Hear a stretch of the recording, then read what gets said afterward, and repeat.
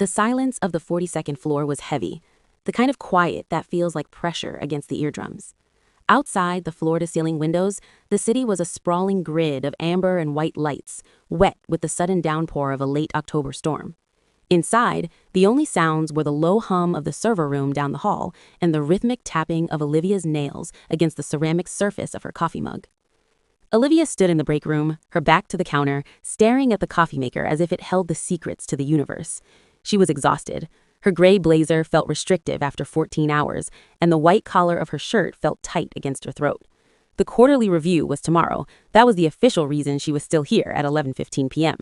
The spreadsheets were done, the projections were filed, and the presentation was saved in 3 different locations. She was done. She had been done for an hour. But she wasn't leaving. She was waiting. The sound of soft footsteps on the carpeted hallway made Olivia's breath hitch in her throat. She didn't turn around immediately. She needed a second to compose her face, to pull up the mask of the stoic, unshakable director of operations. "I thought I saw the light on in here." The voice was warm, low, and familiar. Olivia turned slowly. Barbara was standing in the doorway. Unlike Olivia, who looked like she was holding the weight of the company on her shoulders, Barbara looked effortless. She was wearing a midnight blue silk blouse that caught the dim light of the break room. Before we find out why Barbara returned to the office this late, make sure to like this video and subscribe to the channel for more romantic stories. "Just grabbing a caffeine fix before I head out," Olivia lied, lifting the empty mug slightly. "What about you, Barbara? The marketing team cleared out at 6. Barbara smiled, a slow, deliberate expression that didn't quite reach her eyes. She walked into the room, the space suddenly feeling much smaller. "I realized I left some notes on the Anderson account. I didn't want to come in early tomorrow to find them." It was a lie. Olivia knew it. Barbara knew she knew it. The Anderson account had been closed for 3 weeks. "That's diligent of you," Olivia said, her voice steady, though her heart was hammering against her ribs. "Diligence is my middle name," Barbara replied, stepping closer. She didn't go to the fridge or the coffee machine. She came to stand right next to Olivia, leaning her hip against the counter.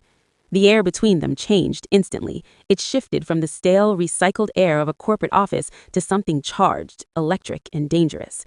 They had been dancing around this for months. A lingering look during a board meeting, a hand grazing a hand while passing documents. The tension had built up layer by layer, sediment hardening into stone, until it felt like a wall they were both afraid to break and afraid to walk away from. "I look tired, Liv," Barbara said softly, dropping the professional title. "It's been a long week," Olivia admitted, looking down into her empty cup. She couldn't meet Barbara's eyes, not this close. If she did, she knew the dam would break. "The review tomorrow was important." "The review is fine. You're the best in the city. You could do it in your sleep." Barbara moved slightly, closing the gap until their arms were almost brushing. "That's not why you're still here." Olivia gripped the mug tighter, her knuckles turning white. "I have emails to catch up on." "At midnight?" "The global market never sleeps, Barbara." "Neither do we, apparently." Barbara reached out, her fingers ghosting over the sleeve of Olivia's blazer. The touch was tentative, asking for permission. When Olivia didn't pull away, Barbara's hand slid up to Olivia's shoulder. The contact sent a shockwave through Olivia's system, melting the icy composure she had maintained all day.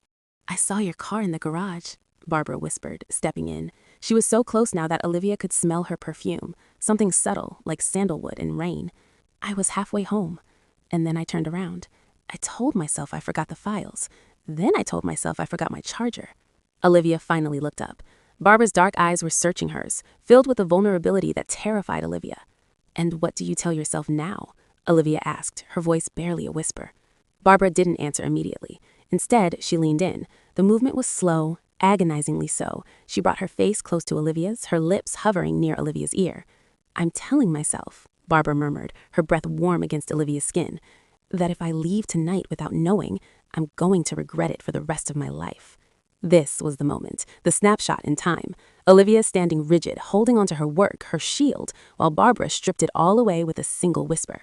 "Work was just an excuse," Olivia confessed, the words tumbling out before she could check them. "I've been waiting for you to come back." Barbara pulled back slightly, just enough to look Olivia in the face. Her hand moved from Olivia's shoulder to cup her jaw, her thumb brushing against Olivia's cheekbone. "I didn't want to leave you." "We could get fired," Olivia said, a weak attempt to hold on to reality. "Fraternization policies. The board."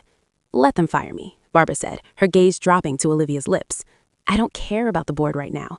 I care about the fact that every time you walk into a room, I forget how to breathe."